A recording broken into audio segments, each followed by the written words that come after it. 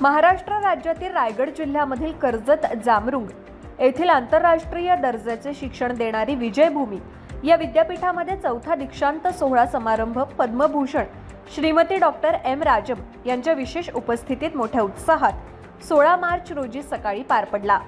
त्याप्रसंगी bachelor of music आणि bachelor of science मधील साऊंड इंजिनिअरिंगच्या विद्यार्थ्यांना पदवी प्रदान करण्यात आली।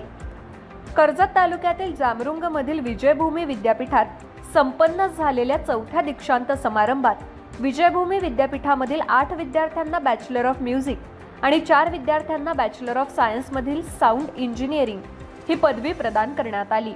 प्रमुख पाहुणे पद्मभूषण श्रीमती एन राजम यांच्या हस्ते एकूण 12 विद्यार्थ्यांना पदवी प्रदान करण्यात आली।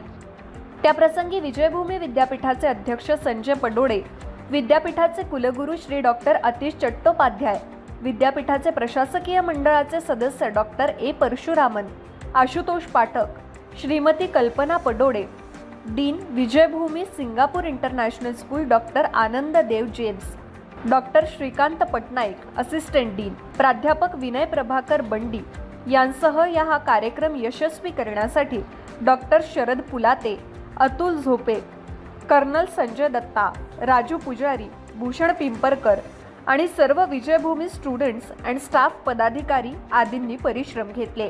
ज्ञानेश्वर बागडे, विकासनामा, कर्जत।